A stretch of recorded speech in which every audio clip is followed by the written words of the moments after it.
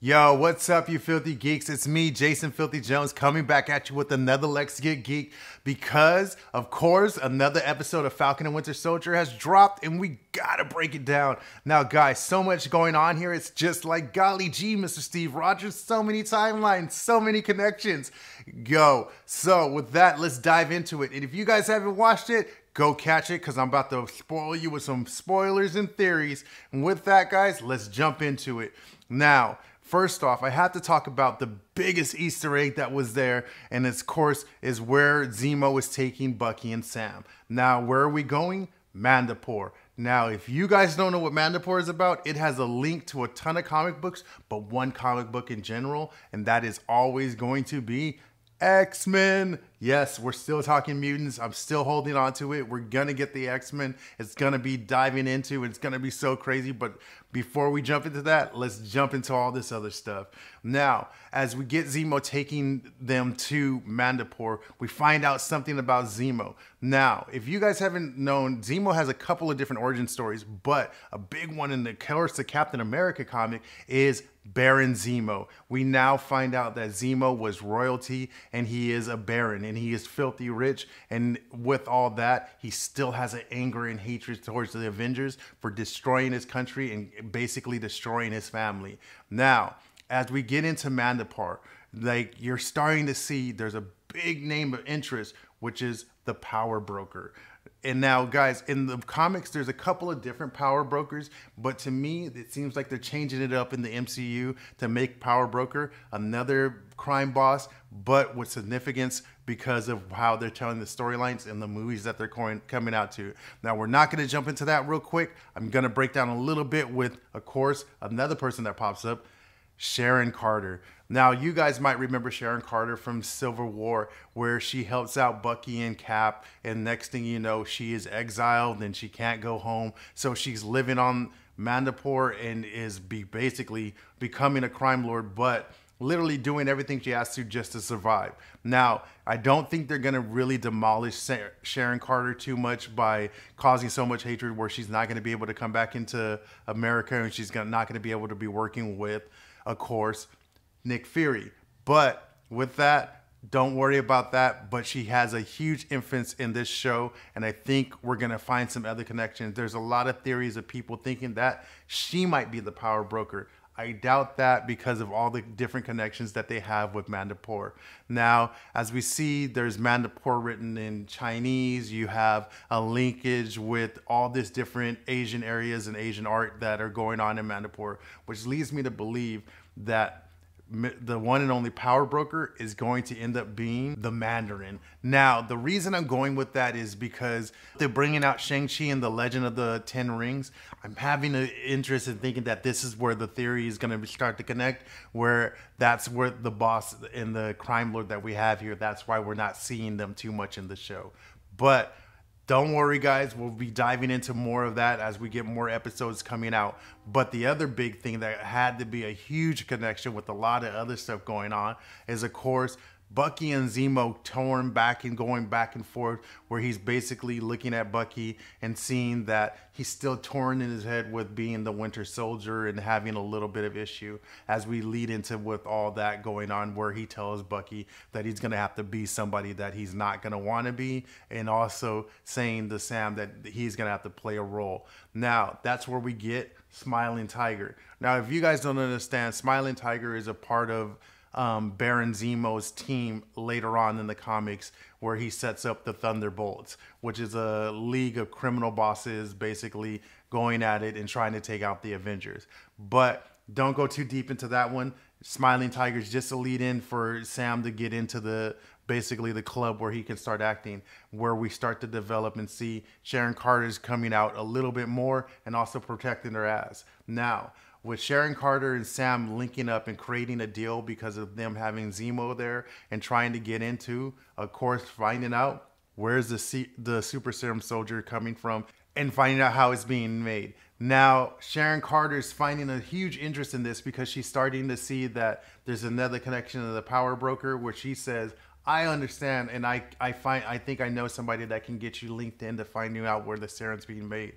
Now, Big shock when we bring in Dr. Wilfred Nigel. Now, guys, Wilfred Nigel ties into a lot of different aspects in the comic book where he was basically an assistant that helped to create the Super Serum Soldier, basically in the Truth comic books where we have Isaiah Bradley. Now we're looping it all back together, guys, and we're bringing it all back in.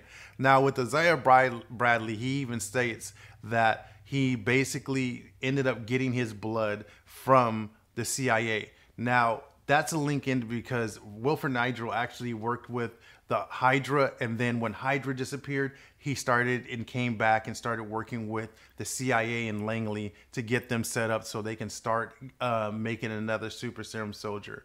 Now, with that, when they gave him all the information, he was able to get Isaiah Bradley's blood, and he was able to reverse engineer the Super Serum Soldier. But with him, he wanted to perfect it. He wanted to make it his because he felt like he was a science god, because nobody else has been able to do this.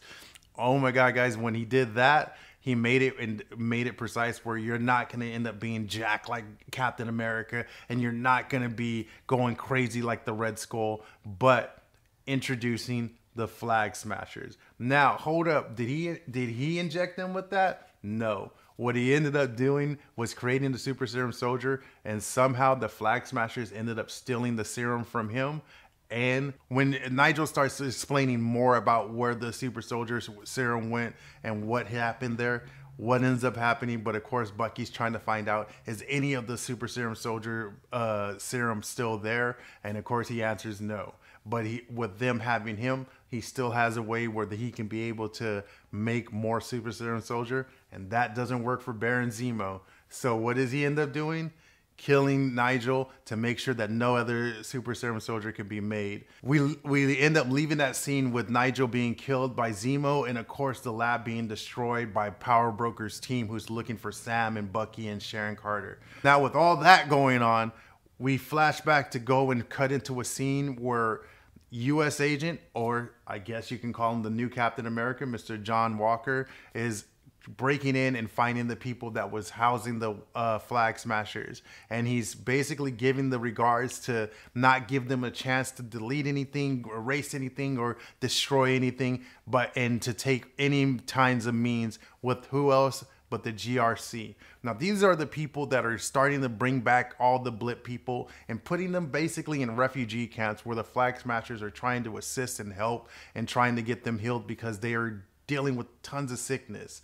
Now, guys, don't miss the part where you see Carla basically meeting her mentor and seeing that her mentor is going to pass and die from sickness in one of these refugee camps. Now, as we leave and they start arresting all these people, we see that they don't care about that John Walker's Captain America or anything to do with them about that. But Battlestar is starting to talk to Captain America and is trying to see if John Walker is understanding that he's starting to get a little bit crazy and rage because he wants to go outside the box into that gray area I told you guys about. Now, as much as they're saying that we're not going down the path line where John Walker ends up becoming this raged out Captain America who wants to destroy the world, it's starting to look a little interesting. And I'm starting to wonder if they're actually just trying to throw us off and we are going down that route, because it's starting to look like that John Walker is going to be wanting to become interested with Power Broker, where he wants to get his powers.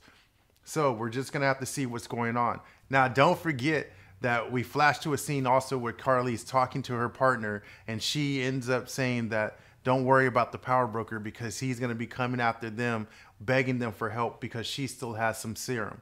Now that leads me to wonder how all this is going to link up, and also if Battlestar and Captain America end up becoming super soldiers after he starts raging out and thinking outside the box and going with the gray area and trying to do by any means of getting any means of information and stopping these people.